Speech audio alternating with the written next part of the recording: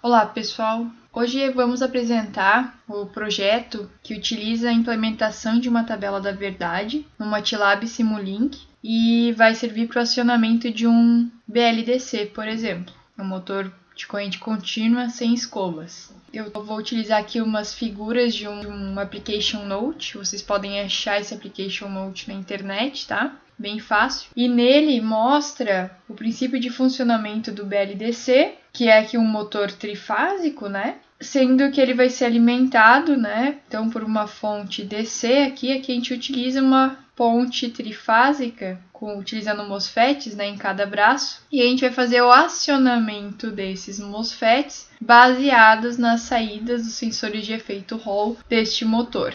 O BLDC, ele tem 3 fios aqui que vão ser conectados aqui na ponte trifásica. Então aqui as fases U, V e W. E aqui a gente também tem os fios de bitola menor, que são os fios que vão dar o posicionamento desse motor. E aqui a gente tem, normalmente são 5 fios. O fio preto é o nosso GND, que é o terra. O fio vermelho é a alimentação, mais VCC, né? 5 volts, por exemplo. E aqui a gente tem outros 3 fiozinhos que vão dar o posicionamento desse motor e vão servir de comando para o acionamento dos interruptores. Então, nesse Application Note, que é interessante, é que ele mostra como é feito esse acionamento. Por exemplo, eu tenho aqui o meu motor, eu estou acionando, por exemplo, as fases V e U do motor, ou seja, significa que se eu aplicar uma tensão positiva,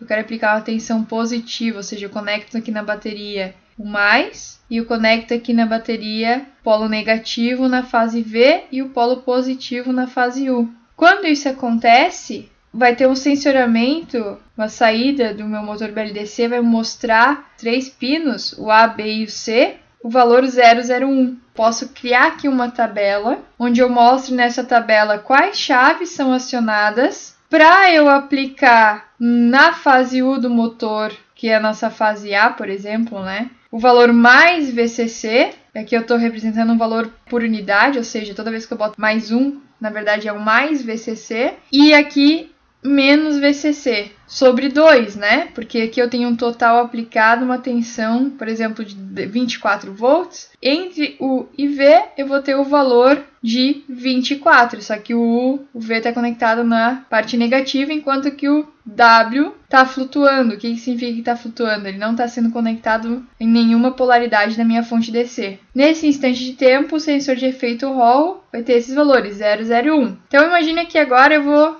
passar mais um ciclozinho, de acionamento. Agora eu passei da fase V, vou desconectar ela e vou acionar a fase W. Então agora eu vou tirar aqui o que estava sendo conectado anteriormente, que era a chave 4, e vou conectar a chave 6. Percebam aqui que a minha tabela agora mudou, e agora eu tenho o mais sendo aplicado na fase U, o menos na fase W, e o sensor de efeito Hall vai ser agora 101. A mesma coisa agora para outra posição. O sensor de efeito Hall é 100. Para isso, eu tenho que acionar as chaves 3 e 6 para aplicar as tensões mais 1 em V e menos 1 em W. Se eu aciono as chaves 2 e 3, eu vou ter o menos 1 na fase U e mais 1 na fase V. E o sensor de efeito Hall vale 110. E também mais uma posição. Se eu aciono a chave 2 e a chave 5, percebo aqui que eu vou ter o W conectado para o polo positivo e o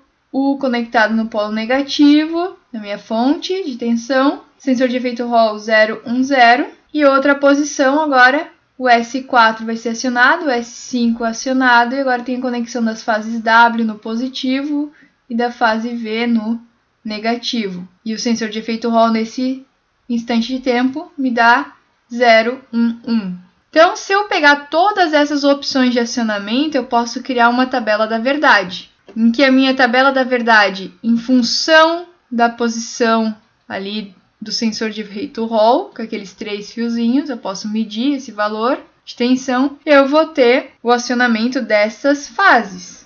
Uma coisa depende da outra. Quando eu aciono essas fases, vai ter como saída esse sensor de aqui, essa posição X dos sensores de efeito Hall. A mesma coisa, quando eu meço esses valores, eu tenho que fazer de tal maneira com que as minhas chaves comandem para eu acionar aquelas fases, tá? Então, uma coisa depende da outra. Então, se vocês forem ver naquele manual, vocês vão perceber essa forma de onda aqui, ó. Essa forma de onda aqui nos dá os valores do sensor de efeito Hall, o A, o B e o C, e aqui as fases que são acionadas. Eu tenho aqui um ciclo elétrico, ou seja, uma tensão aplicada na fase U, V e W, de tal maneira que, né, eu consiga medir esse posicionamento aqui dados pelo meu sensor de efeito Hall. Então, olha só, o que é esse código 001? 001, ó, estou em nível lógico baixo, baixo, e na fase C alta. O que é o código 101? Alto, baixo, alto. O que é o código 100? É o 100. Aqui é o 110, 010, por último 011. Então aqui eu tenho um ciclo elétrico, ou seja, depois disso eu repito novamente esses mesmos códigos na sequência, e aqui eu vou ter uma rotação mecânica. Por que eu vou ter uma rotação mecânica? Porque aquele meu motor é um motor de 4 polos. Então, se é um motor de 4 polos, eu vou ter 2 ciclos elétricos para uma rotação mecânica. E aqui embaixo eu tenho o valor das tensões na fase U, V e W. Então, percebam aqui que quando eu aplico essa tensão, né, ou seja, eu vou estar acionando determinado motor naquela posição para me dar aquele código do sensor de efeito Hall. Então, aqui é o alto, nível flutuando e nível baixo. Esse que é o meu modelo visto lá no nosso Application Note. E lá no motor do MATLAB Simulink, eu vou mostrar para vocês depois no próprio MATLAB, onde vocês podem achar essa curva aqui, que é a curva que representa o modelo criado no MATLAB Simulink para aquele motor. Então percebam que o nosso motor aqui do MATLAB Simulink, ele não tem a mesma forma de onda que o motor do Application Note. Por quê? Porque é um modelo diferente. Peguei aqui o mesmo ciclo, ó, na mesma sequência, o sensor de efeito Hall. Percebam aqui que eu tenho as 3 fases do motor também. O sensor de efeito Hall representado pela curva em verde. O A, e o B e o C estão sendo representados na curva em verde. Então eu peguei aqui um ciclo elétrico de tal forma que seja nessa mesma sequência que do Application Note para entender melhor. Olha aqui. Eu tenho 0, 0, 1, 1, 0, 1, 1, 0, 0, 1, 1, 0, 0, 1, 0 e 0, 1, 1.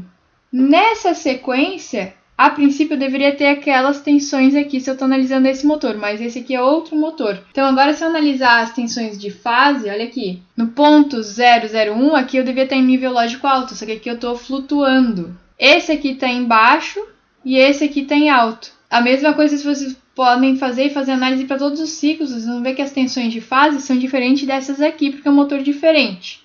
Então, se eu for reorganizar, dependendo do posicionamento, né?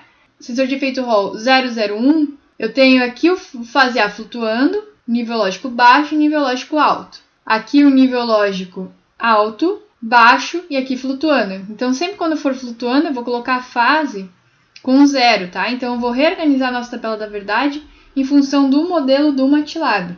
Do terceiro aqui, né? Ciclo aqui. 1, 0, 0 vai me representar alto, flutuando, baixo. E depois aqui, 1, 1, 0, eu vou representar como flutuando, alto, baixo. Depois, baixo, alto, flutuando. E depois, baixo, flutuando e alto. Só que, além disso, na nossa tabela reorganizada, eu vou adicionar 2 níveis lógicos do sensor de efeito Hall que podem acontecer no modelo matemático, que é o 000 e o 111. Como a gente vai fazer uma simulação, eu tenho que prever esses outros 2 estados possíveis, e eu quero que nesses 2 estados possíveis eu sempre tenha as chaves lá da minha ponte trifásica em aberto. Significa que eu quero que as tensões conectadas estejam flutuando, tá? Então é o 000, 000. Como que a gente vai implementar essa tabela da verdade? Então, eu vou utilizar um mapa de Carnot. Aqui eu estou colocando as entradas do efeito Hall A barrado, B, B barrado, C e C barrado. Então, as minhas saídas aqui no mapa de Carnot, a primeira saída é a saída A, né? da fase A. Então, eu vou colocar aqui um mais 1 acontece quando? Mais 1 acontece quando tem o HA com 1 e o HC com 1 também. Quando eu tenho o HC barra e o HB barra também, né? Então, olha só, a primeira saída aqui vai me dar que quando eu pego o mapa de Carnot, né, acontece esses dois valores 1 quando eu tenho o A e o B barrado. Então, é uma opção e eu subtraio do valor da segunda opção, menos aqui. Acontece quando eu tenho o A barrado, o B e o C barrado, ou seja, eu coloquei aqui o 1, e o A barrado, B e o C. A barrado, B e o C. Então, significa que a saída A, uma maneira de implementar essa tabela da verdade é fazendo essa lógica. A AND B barrado menos A barrado vezes B. Isso somente para a saída A, sendo que para as outras saídas a gente pode apresentar essa mesma tabela da verdade, né, tendo outros resultados. Se eu fizer isso para todas as saídas, lá no MATLAB Simulink, eu tenho aqui o operador lógico NOT, né, que é o nosso barrado, e a nossa entrada é uma porta, né, que tem 3 variáveis. Então aqui eu faço as 3 variáveis, é o A, o B e o C do sensor de efeito Hall, né, HA, HB e HC. Então eu dou o NOT, aqui vai ter o HA barrado, HB barrado e HC barrado. E aqui é a minha saída sem estar barrada. Então se eu analisar essa saída A aqui, ó, o que eu estou fazendo? Eu estou fazendo A AND barra B menos A barrado AND B. Então, essa aqui é a saída A. A mesma coisa eu vou fazer para as outras duas saídas, a saída B e a saída C. Tá? Vocês vão obter um resultado parecido. Outra coisa interessante, então, na tabela da verdade, no MATLAB Simulink, para implementar esse BLDC, né, fazer o acionamento dele, é que, em função daqueles valores de tensão, eu vou ter que fazer o acionamento das chaves da minha ponte trifásica. Sabendo, né, da tabela da verdade que a gente analisou anteriormente, os valores das chaves, olha só, fazer o acionamento da chave 1, qual é o meu objetivo quando eu faço isso? É quando eu quero colocar o valor positivo de tensão na fase A. Então, quando o meu valor for maior do que 0, significa que eu vou fazer o acionamento aqui da minha chave 1. A chave 2 ela é acionada, tá aqui, ó, nesse ponto. Quando que eu faço a chave 2? Aciono a chave 2. Quando eu quero colocar o valor negativo na fase A. Então, quando é um valor negativo, ou seja, quando eu comparo que o valor da minha tensão A nesse valor ele é valor menor do que 0, eu vou acionar a chave 2. A mesma coisa para as chaves 3 e 4, que está conectado à fase B, e as 5 e as 6, que estão conectadas na fase C. As características do motor. Então, olha só, meu motor ele é conectado em Y, ele tem 4 polos. Eu sei que é um motor que eu vou aplicar na minha ponte lá trifásica, o valor DC dele é 24 volts. Ele gira numa velocidade de 3.700 RPM. Se eu fizer aqui a divisão por 1000, é a mesma coisa que 3.7 kRPM. A velocidade em radianos por segundo nada mais é que o valor RPM vezes 2π divididos por 60, né? Vai me dar 387 radianos por segundo. A frequência da minha forma de onda de tensão depende do número de polos. Conhecendo o número de polos, que é 4, se eu aplicar essa equaçãozinha aqui, eu vou ter que a minha forma de onda de tensão vai ser uma forma de onda de 123 Hz. Eu sei os valores por fase da minha resistência. Então, eu tenho aqui uma resistência de 2,33 ohms, aproximadamente. E tenho o valor da minha indutância, do meu estator, que é 1,75 mH. Sabe-se também que o valor da tensão, quando eu meço essa tensão a vazio, eu estou girando ali esse meu motorzinho, tá? E eu consigo medir a vazio uma tensão de pico de 20 volts. Se eu pego esse valor 20 volts do ensaio e divido por essa constante que kRPM, vou ter essa constante de tensão, que é o valor 5,4. Por que eu dividi aqui esses valores por 2? Porque aqui eu medi a resistência na linha, ou seja, eu peguei duas fases. Então eu tenho que dividir por 2 porque o meu gerador está conectado em Y. A mesma coisa para indutância. Então aqui os valores que eu coloquei, ó, 4,67 divididos por 2 vai dar esse 2,335.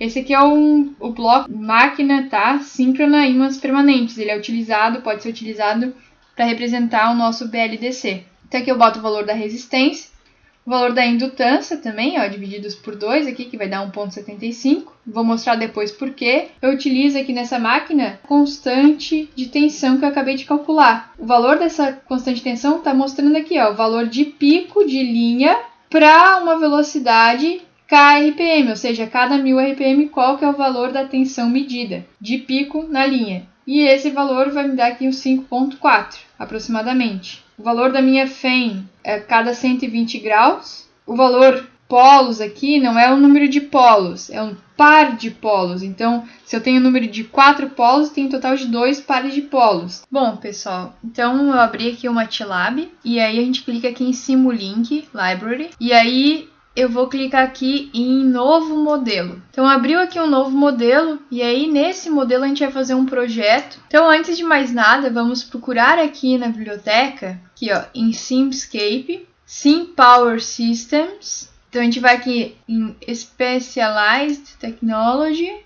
vai em Fundamental Blocks, daí vai aqui em Máquinas. E aqui dentro tem um modelo de, vamos ver, máquina síncrona ímãs permanentes. Essa aqui.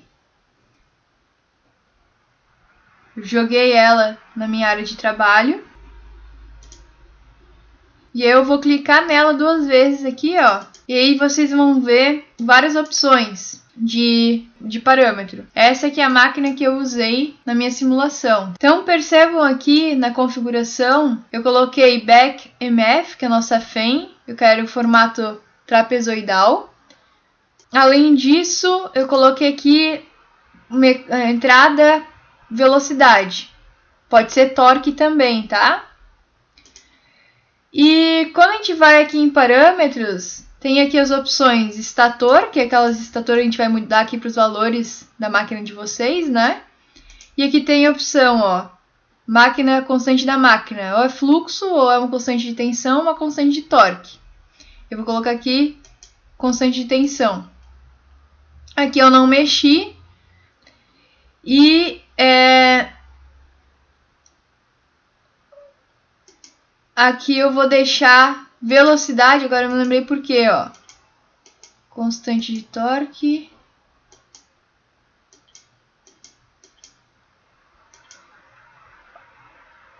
Ó, eu coloco aqui velocidade porque se eu coloco a entrada como torque, eu tenho que saber.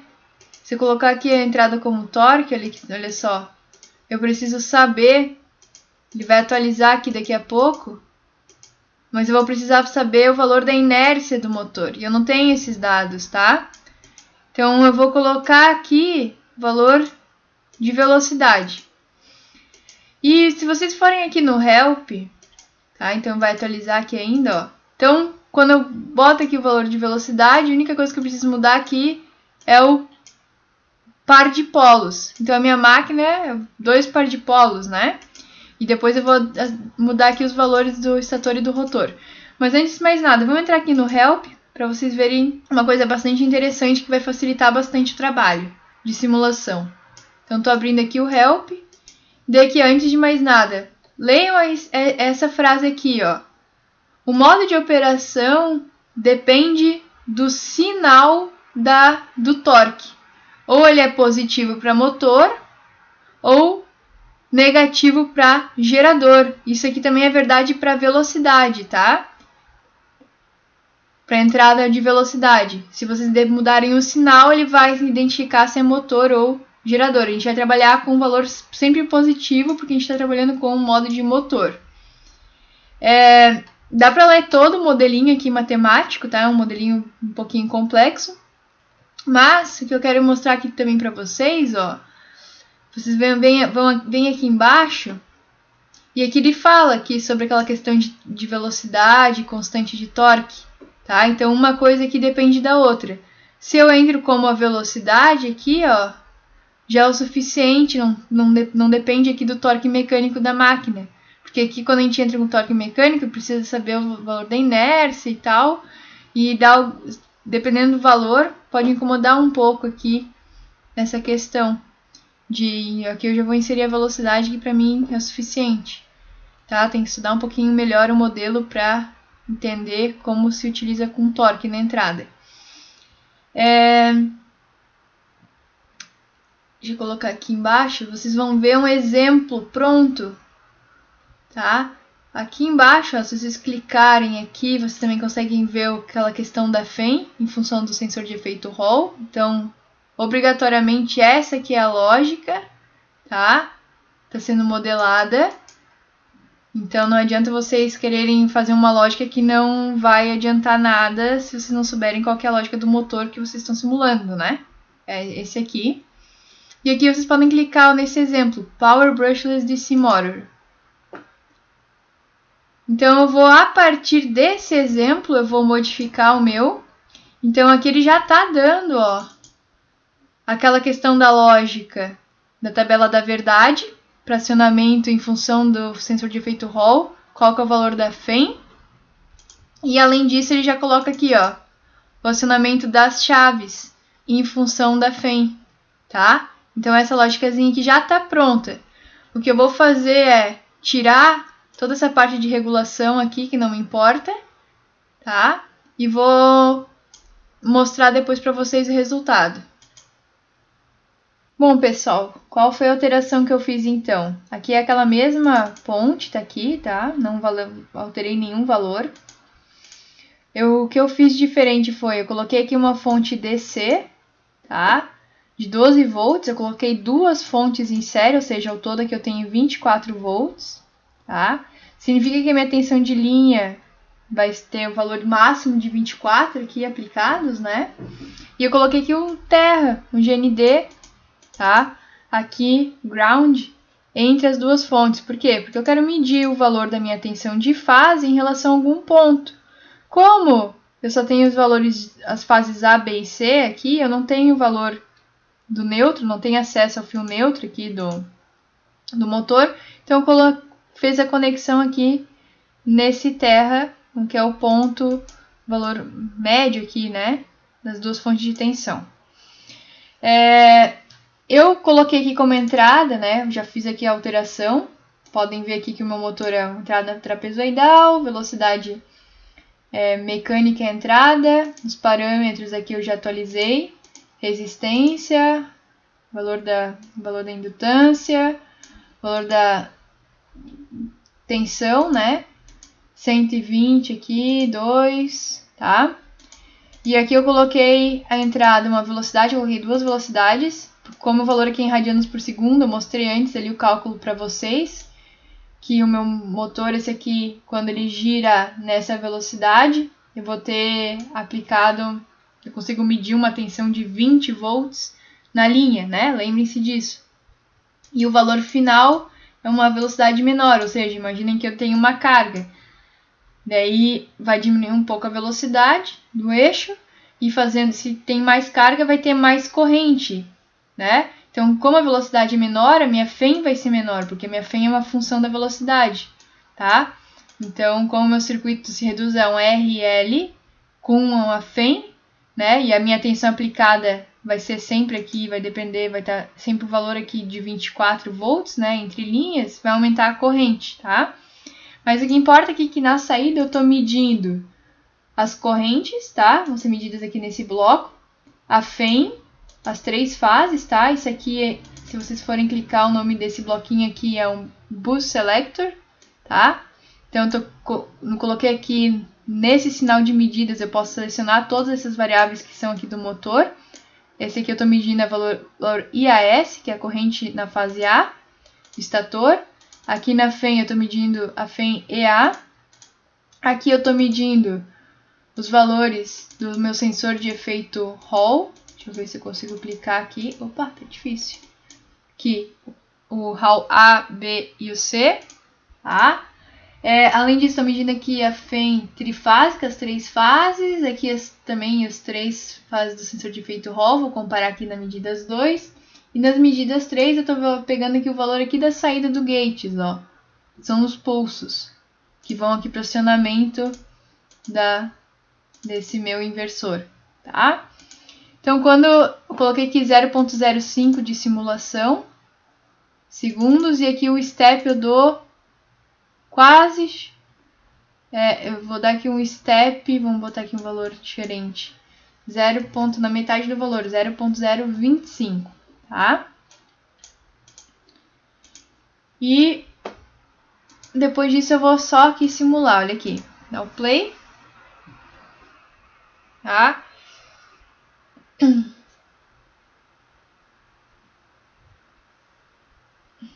Depois de simular, vamos ver aqui os resultados. Vou mostrar aqui a medida zoom. O que a gente pode ver aqui nas medidas zoom? Depois de abrir, né? O computador é um pouquinho lento. Nas medidas zoom, percebam aqui posição do sensor de efeito Hall. Aqui a minha tensão de fase, tá?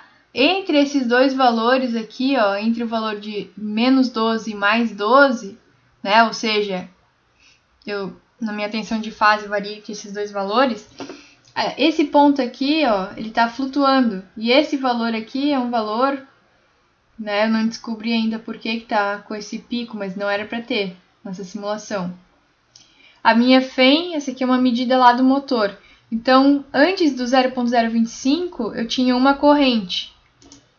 Depois do 0.025, eu tenho outra corrente. Por quê? Porque aqui eu mudei a velocidade, tá? Então, a minha FEM aqui vai de 10, ou seja, 20. E depois ela, como reduz a velocidade, minha FEM aqui, variação é menor, tá? E aí a minha corrente é maior, a variação. Mas a tensão aplicada... O valor, os limites é o mesmo, porque eu estou aplicando entre 12 e menos 12, né? Ou seja, um total de 24. Só que o que vai mudar é a frequência, tá, gente, dessa tensão. Então, quanto mais rápido, né? Ou seja, maior vai ser a frequência, menor vai ser o período. Então, aqui o período é menor do lado esquerdo, aqui é a velocidade maior. Além disso, a gente pode ver aqui nas medidas, aqui, ó, percebam que onde que está acontecendo esse probleminha aqui no pulso? É bem na transição aqui, ó, dessa chave e essa outra chave aqui. Se eu clicar aqui nesse outro modo de visualização de tempo, tá pensando um pouquinho, mas ele já vai mostrar. Foi? Foi. Então, olha só. Se eu colocar aqui, clicar em cursor, só para vocês verem, vai abrir aqui agora essa variável, essa medida. Olha aqui, ó, bem nesse instantezinho de tempo aqui, ó, tá vendo? Nesse e nesse, que dá um problema aqui no pulso. E é bem no momento aqui da transição do chaveamento, tá? Ó, aqui, ó, bem aqui e aqui. Tá? Bom, como meu objetivo não é estudar isso, eu vou deixar assim por enquanto, nessa simulação. Uma coisa interessante é a frequência da forma de onda. Então, se eu pegar aqui o início da frequência, ó, dessa forma de onda aqui na FEM, daqui embaixo e até aqui, ó, até reiniciar a primeira onda. Ele começa com 125 Hz aproximadamente, e depois ele vai para 96 Hz, ó, diminuiu a velocidade, tá? Isso é a função do número de polos. Se você tivesse colocado o número de polos errados, você não mediu o valor calculado. Além disso, podemos ver aqui nas medidas 2 o valor do efeito sensor de efeito Hall e da FEM, ó. Então, isso aqui representa o modelo do motor de vocês, tá?